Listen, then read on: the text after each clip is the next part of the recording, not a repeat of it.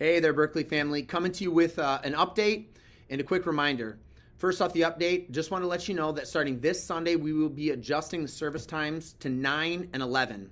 So 9 and 11, second service is going to be pushed back just 15 minutes, and a lot of that has to do with our ability to get people in and out of the service on time and make sure that there's plenty of parking spaces. As we've been growing, we're running into some of those issues. So 9 and 11 starting this Sunday. Also want to remind you that starting this Sunday, we want to be able to update you on where we're at with pledges for the Generation Campaign. As we told you, we want to raise just over $444,000. And so we've kind of sent you guys home with these brochures and with these cards. And we're asking you to just pray and ask the Lord what he wants to give through you. And you can write on there, this is how much we're going to give in total. This is how much we're going to give per week. This is how much we're going to give per month.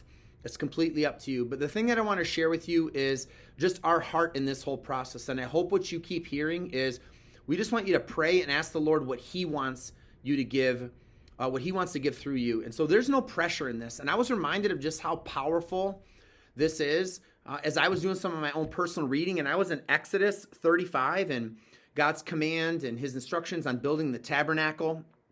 And at one point in time in Exodus 35, this is what Moses is instructed to tell the community. It says, from what you have taken offering for the Lord. And then it says, everyone who is willing is to bring to the Lord an offering. And then it goes on to explain all those things. And I love that it said, everyone who is willing.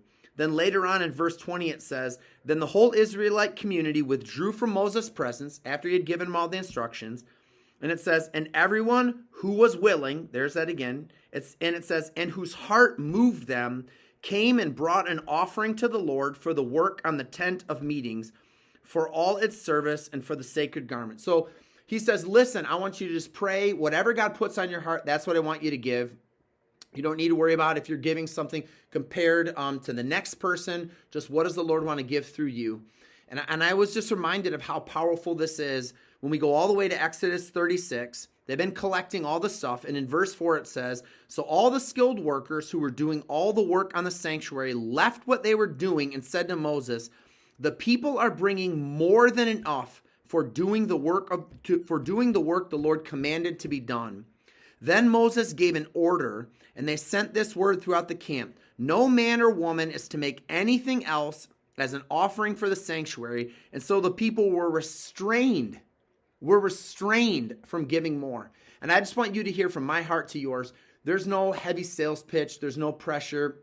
There's no guilt. We're just genuinely asking you, would you pray about what the Lord wants to give in and through you towards this campaign, the Generations Campaign, to see the next generation impacted for the kingdom. And I believe that if we'll all just listen to what the Holy Spirit said, we'll all just give what the Holy Spirit asks us to give, that in the end of the day, I genuinely believe that we will give more than what is needed, because God knows exactly what's needed. So pray, bring in those gifts, bring in those campaign commitments, and we'll unveil this Sunday where we're at. We're just going to keep running hard after the Generations Campaign. Love you guys. Appreciate you guys. See you all this Sunday.